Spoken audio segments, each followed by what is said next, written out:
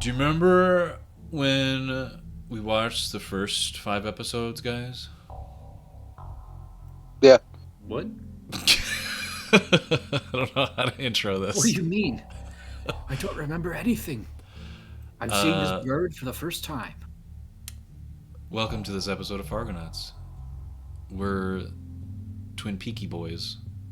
We're peeking around these twin mounds, and we're Peeking just at these birds. we're seeing what's happening down in this little quaint town of Twin Peaks with all these quirky characters. I recently watched a bunch of media about the return and how they did like a People magazine featurette, right, of the cover shoots of Twin Peaks when it was gonna be released on Showtime. They went down memory lane and they talked to a lot of the original cast, and at a certain point I think we should definitely watch some of that because it's really interesting, like what their favorite scenes are and just like what they responded to as like at the peak, not no pun intended there, at the peak of the interest in public, viewership and things like that, like what it did for them, I guess famously, or like what it made them famous, put them on the map, because like they say, they were all pretty much unknowns for the most part, but what this did to like lift them up, it was really interesting to hear from all of them. And then they talked to Everett McGill about what he worked with Lynch on Dune before this, and he was like, yeah, I got the call from Lynch, and he said, I got this part for you. I remember, whenever I had a character that could be country and handsome at the same time, that I would call you up. And so he did. So that's like, it was his draw, I guess, to this character to play Big Ed. Like, if he was country and he was a handsome dude, he would come and show up to work. I guess I've never looked into it. Did Everett McGill ever have a musical career? I'm not sure. That'd be interesting. But yeah, he was. I think he'd have a nice voice. I'm sure he's on top of all old Smokey. Yeah, he exudes that country vibe, like that classic, like Hank Williams, or 70s country. I guess I don't know who was popular in the 70s as far as country goes, but yeah, he's definitely giving off that vibe. But yeah, I just think revisiting a lot of these like interviews and just different media things that came around after we maybe get through season 1, we'll definitely look more into those things after it, really launched into popularity. Yeah, I mean, it's always interesting to see interviews and hear more from the people that were involved in it, because they have their own super specific takes on everything, and obviously a lot more context and stories. But this episode specifically, I think, is one of my favorites of the first season, outside of like the pilot. Okay. Because there's a couple. There is. I think they repeat it in more than just this episode. I think it starts here, and then it happens a couple more times throughout the first season, where it's like a side profile shot, and it's the majority of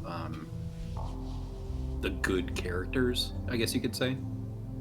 Okay. Like, basically, it's just like side profile shot, and we see Dale's face, and then right next to him, but maybe a step back, so they're staggered really nicely, it's Sheriff Truman, and then it's Hawk, and then it's somebody else. And the way that it lines up, like, it's so nice. And it happens, I know for a fact it happens in this episode. Oh, I know what you're thinking of now. Yeah. I can imagine that. And I think it happens in a couple more episodes too, but it's just like, we're really getting major pushes in the investigation now. We're getting big clues. We're seeing the characters in the investigation be like reacting big to it. So we're kind of feeling some of that like hopeful, triumphant swoop of like, hell yeah, justice. We're getting into the mystery. Right. Yeah.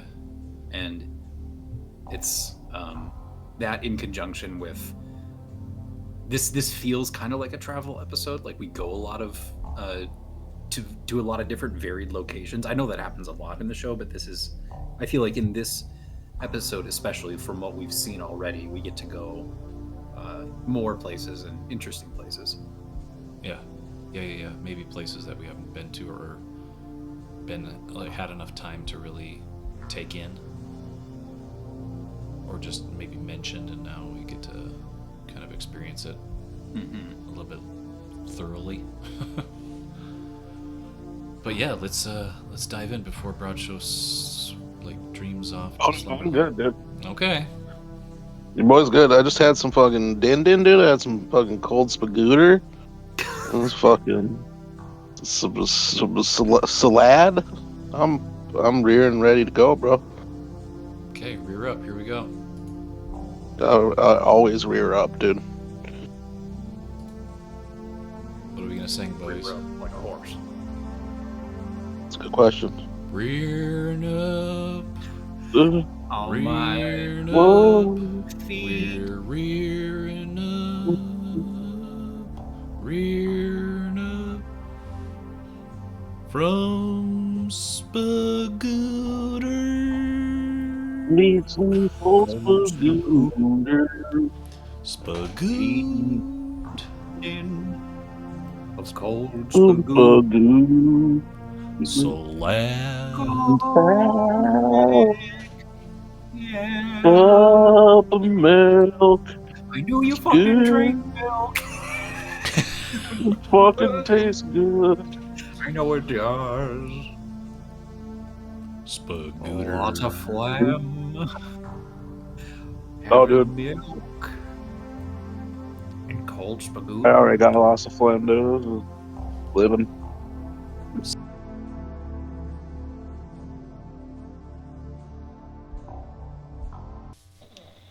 I'll get some good prime B-roll of this sleepy boy in his dream state. Again, thank you everybody for watching this episode of the Twin Peaks, episode 6, Cooper's Dreams. Like Wilson said before, it was a lot. Yeah, there was a lot of different things that kind of tied up a lot of these running plot points, and there's a lot of great framing as we where was that big one? It's later on. It's in after they're at Margaret's. Well, It's right before they get into Jacques' cabin. He's like the big one. Then there's also one I think coming up just about now. right. Yeah. Here it is. Boom, boom, boom. That's a great. One of these is going to be my thumbnail. Like, there's some really good ones later on too, like where it has 4 people.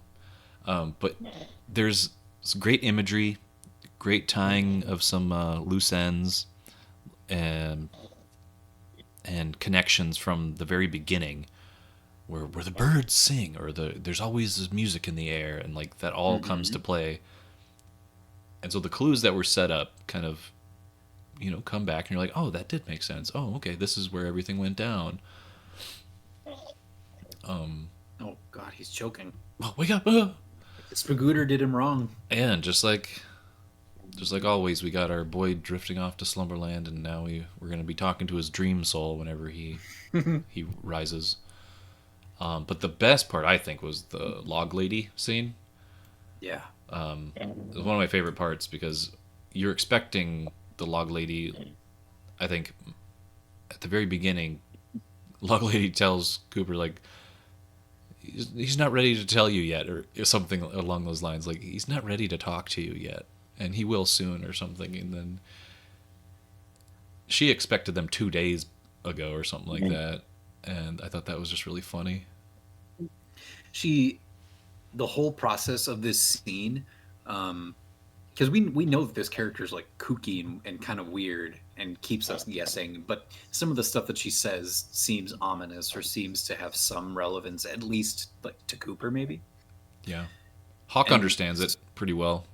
Yeah, he seems like he's like the local people. They seem like, hey, this is a known person in the town. Like, we get it. She's a log lady, but when it comes to the things that we do as the Bookhouse Boys, like looking out for people from the darkness out there, she seems to be on the up and up. Yeah, and the log probably is one of their like maybe a harbinger or like a something from that place of darkness that comes back and tells secrets just to Log Lady, and then So they talk about it in the secret history, but they also mention it here in this scene how she was married to this guy who was basically like Paul Bunyan. Like, he was like super tall, super handsome, built of muscle, was like the most handsome, best renowned guy in town. Like, he was like a living legend kind. Mhm. And they got married. They were like high school sweethearts. They got married right out of high school. And like the day after they got married, there was this huge fire, and he went in and saved a bunch of people, but he died. And like his spirit or some residual energy of his is, and like they talk about like Hawk says like the wood is full of spirits, isn't it, Margaret? Where like that's part of maybe the weird dark stuff that happens around this town is like big moments happen, either something paranormal or like there's another event where there was this huge logging accident with major loss of life and like flooding and stuff. So it's like this the spiritual energy of that stuff gets tied up in the woods, in the trees, in the place itself. And so if that was a log that was cut from one of those trees, it's still got some of that. Maybe her husband kicking around in there that's communicating with her. Yeah, and I like that, and I took it as the log can, translate a few different things. So if it's not her deceased husband talking through the log, it's another spirit from the area talking through the log to her.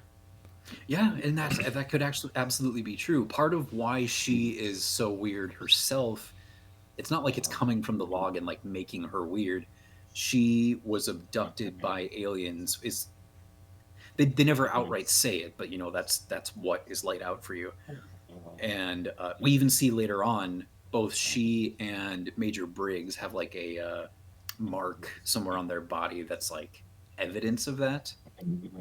But that's how she is able to like kind of be able to tune into that wavelength of the weird stuff. Is she had her own experience as a child, and that went on to affect like so much of her life. And who's to say that her weird experiences didn't have something to do with like what happened to her husband? And Yeah, and I like how it's not just spelling out everything to Cooper after he asked. Like, she just gave him the mood of what was going on. Like, girls laughing, two men, like just little glimpses of like she's seeing pictures through the log. She's not like getting dialogue or anything like that. Like, oh yeah, they were talking about this great song and they said this about that. It's all just like imagery that you're just picking up from the log. her comments about the owls too have like a progression to them, where she says like they were, the owls were active, the owls were watching, and then the owls were quiet after everything had happened. There it is, boom. Yeah, the boys, They're about to charge in. like it really is. It's like a heroic rallying moment where we're like, okay, here's our guys. They're going into the unknown. They're gonna bravely step forward. Yeah, the doc at the end just like, I'm here too. I'm here as well. But they were like, right after this, they're like, you just have a stick. You stay here. He's like, all right. He does seem like they're like shaman, or they're the wizard of the party with his big walking stick. Yeah, no, this is a you got to stay a little bit adjacent to this and use your spells from a distance. I'm just the healer. I'm just here with my big healing stick. I'm the cleric. Yeah, I like I said, like We got the druid, or no? Is he the druid? What'd you say? Well, I said druid initially just because it was like first thing off my head. Yeah. But we get to go to Horne's department store. We only see the inside of Battis's office, really. But like, Yeah. we go to Horne's department store. We go to Margaret's cabin. We go to Jacques' cabin and his apartment for a second time. spending more time out in the woods and establishing a little bit more. We see Jacoby's office. Yeah. Oh, jeez. The bear's slumbering.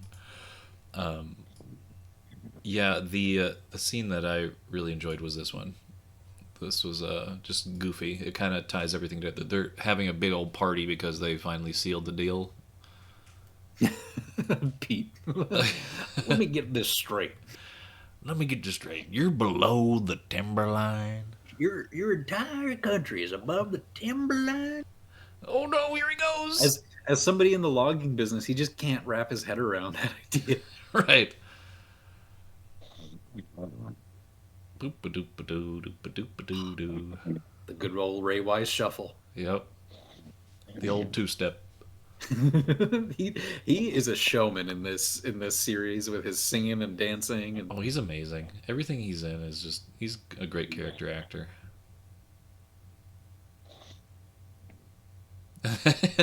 Yeah. Go dance with him. And she cuts a rug too. She's awesome. Yeah. I don't know that we have mentioned it directly, but like, do you think there's something to these two nefarious brothers being named Ben and Jerry? Oh my gosh. Because I don't even know what kind of commentary that would be. You know, it's like it's an ice cream brand. I know. I don't know. Well, I don't even know if the brand existed when the show was being made, but there are so many other small naming things or like things that are not coincidental that are choices that it just makes me wonder a little bit. Well, Harry S. Truman. Yeah. D.B. Cooper, Dale Cooper, but his middle name is Bartholomew. Oh, it is? Yeah, Dale Bartholomew Cooper. Yeah, well, there we go. D.B. Cooper, whatever happened to him. Yeah, he went to Twin Peaks, I guess.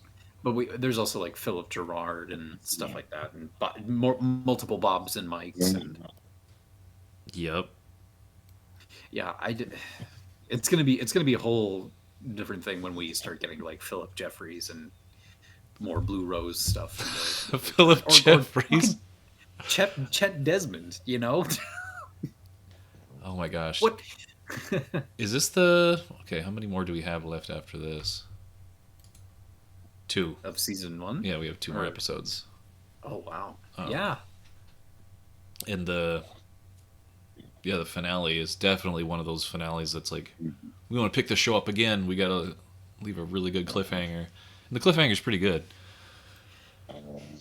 Isn't it the mill fire? It's the bang bang. It's a couple shots to the tummy. Oh yeah. Well, I think that is the same episode because we leave it on that and Shelley in the mill and like because then it's funny in the next episode when Dale wakes up, they're like, well, here's everything that happened, and it's like, yeah, boom, boom, boom, and he's like, how long was I out?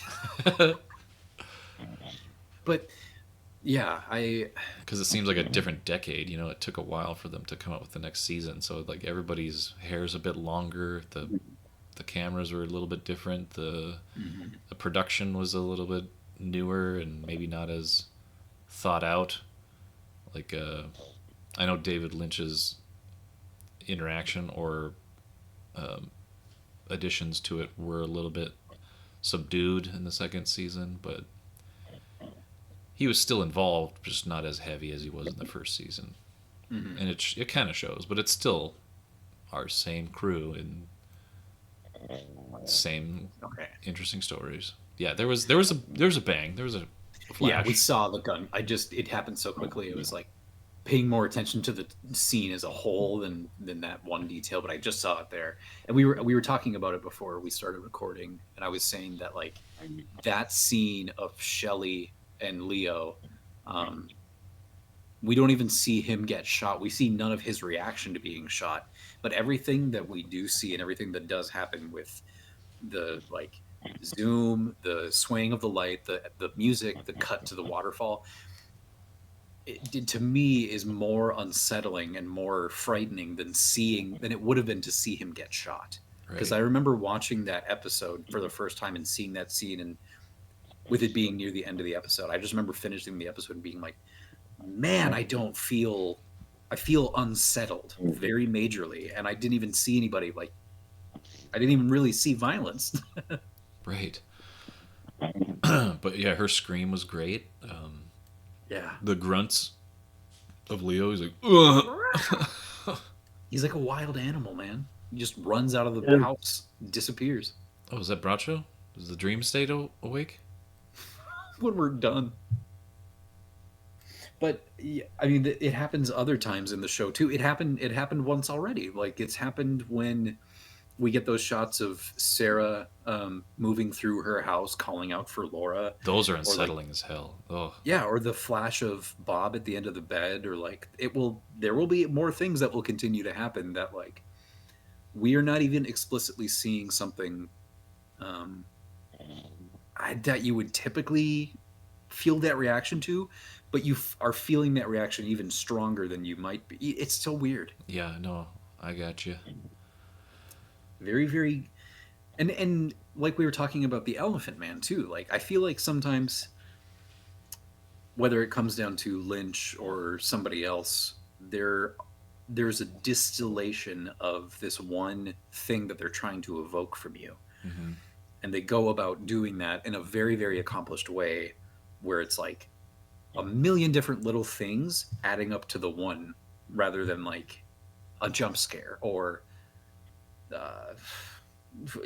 any number of other more overt, like, romantic moments or scary or happy or sad or whatever it is. Yeah. The scene that I'm thinking about right now is the Big Ed and what's her face, Norma, discussion about, well, Norma goes to Ed talking about, hey, he's on parole now, her husband, and then Big Ed's like having a turn of, or like a change of heart with Nadine,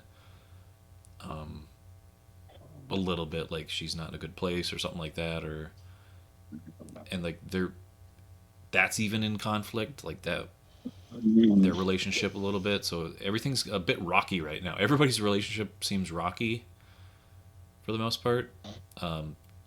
Even Ben's relationship was really rocky. Like, what are you doing with this $1,000 chip in your pocket? A couple slaps and kisses. Like, what the frick? Yeah, she slaps him twice, and he's like, well, then I guess it's time for kisses if we're slapping each other. And then or you're slapping me. Yeah, Audrey's wanting to, like, bone Coop, and Coop's like, I'm a special agent. Like, I can't. How old are you? And all this other stuff. So there's these different dynamics happening. And I think James is a little bit infatuated with Maddie. Oh, absolutely. I mean, he and Laura were seeing each other on The Secret, I guess, so he probably still holds a flame for her. So yeah, a lot of places are, a lot of people are having uncertain motivations now because, well, I mean, the Leo getting shot was a big, like, all right, that relationship's done. That relationship has hit a bit of a more than rocky patch. That went off the cliff a bit. Yeah, until it escalates even more, and then, like, very soon we're going to be seeing this weird recreational vehicle Western judge come in and have to, like, give an impromptu, trial of Leo and stuff. It's like, and at that point Shelley's defending him, and it just, and Ed and Norma, there's so much. It's not even will they, won't they. It's like 1 step forward, 2 steps back, 2 steps to the left, 1 step forward. Yeah, I'm excited to get to the last 2, and then we'll definitely be discussing this season as a whole as like our little wrap up, and then we'll take a bit of a break and jump into other Lynchian things, and maybe some if we can find some old interviews and things like that of this what would you call it, just a mania of the time. I'd like to just see that, and what people were talking about like at the time this was airing, like how big of a event it was to watch these weekly, because we never got to experience that. Like, imagine just watching this episode and being like, oh, I gotta wait till next week, damn it. I know. Like, it really is just hard to imagine what that must have been like week to week with what the hell this show is and the pace that it goes at. And you can have watched the first 6 episodes and be like, okay, I feel like I know and understand how I feel about this. And then the next episode comes out and you're like, somebody help. Help me, help. What is this? There are things that, depending on how you're feeling about it and what your take is on it, can really throw you for a loop. Yeah. And that's the magic of releasing things weekly, you know, like you're always speculating, and it's fun to like come up with you know, different scenarios or your own thoughts on a certain plot or just the series as a whole. Like, what are they trying to say, you know? And you're talking to your friends or your people at work that watch it too. Like, I remember that was a huge thing with Lost. There was a huge discussion on Lost, and that was one thing I watched from maybe season 3 on to the end of it, and that was crazy every week, like waiting, and then the discussions that would happen about it, like, what's this mystery mean, what's that mean? And then Game of Thrones is also another one that came out weekly that people were like, oh man, did you see that was insane. Yeah, that was a big water cooler show. Yep. It would be weird to be like, back in the day, watching this week to week, and let's say you missed an episode. Yeah. Like, yeah, you were somebody who came on episode 3, episode 4, like you got on early enough to be able to continue on with it, but like you still missed some of it maybe. Mm-hmm. And you had, unless somebody that you knew like recorded it on the TV, you wouldn't have had a way to be like, or if you were somebody who had seen everything and you know, later on we get a big reveal of something or whatever, if people want to go back and be like, wait, I think I remember from this first episode or from this earlier episode, they were dropping hints or there was this recurring visual thing or clue. You had no way to go back and easily access that stuff when it comes to like helping enrich your own understanding of this mystery and the ways that they're portraying that. Yeah. Because now for us, like you said with Lost, if you're somebody who's like into Lost and watching that for the first time and following those mysteries and all those stories, you in this day and age have that ability to be able to be like, wait a second, this character said something earlier that I remember, and you can go back and easily access that and see and be like, oh shit, they were doing that. Yep. Yeah. I wonder if people did keep notes when they watched this back in the day. Like, all right, got my notepad out. The people who were like keeping their own notes and their own like checklist of like, who do I think the murderer is, or what they have their own like, you know, Charlie Pepe Sylvia board, and they're just like, I got boxes full of Pepe. They just have a big scrawled lettering that says like, Gum will come back in style, and it's circled 7 or 8 times with this big red marker and stuff. Like, and then when mysteries get revealed, people jumping up from their couch and being vindicated, like, I fucking knew it. Yeah, the J thing, like, the J's. Which J did it? Honey, I can't stop thinking about the J's. They got me thinking about the J's, honey. So yeah, I'm excited to get to these last 2 because they're bangers. Hint, hint. So yeah, hopefully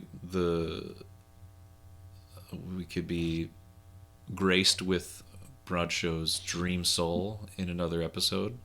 They're always fun to play around with when the Dream Soul pops in after the hubris of, you know, I got the cold scooter, I got the salad.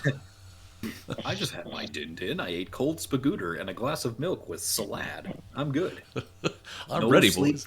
No sleep for this boy tonight. Nope. Instantly just... He's always so incensed when we catch him on it, or when he wakes up to us talking about it. Oh, yeah. He's like, no. No, that's the dream soul right there talking. Like, it's always in like conflict with his like reality. No, I'm not sleeping. Just because the waking soul is called the waking soul doesn't mean that the dream soul isn't also conscious and awake. It's just not around as much. Right. I like this lore we're building with the show's dream souls. The best part is that he has no choice in it. He's in the slumberland right now. So. We get to make the decisions. Yeah, dream soul, speak up or forever hold your peace. Exactly. All right. Yeah. We'll be back with more coming up soon. Hope you're enjoying. Spooky season is here. We're in October as this airs. So yay. Welcome to October. Yay. The month of the year. Yay. Yeah, are you fucking kidding me? It's October? We did it. We fucking made it around the sun this far. Oh my God.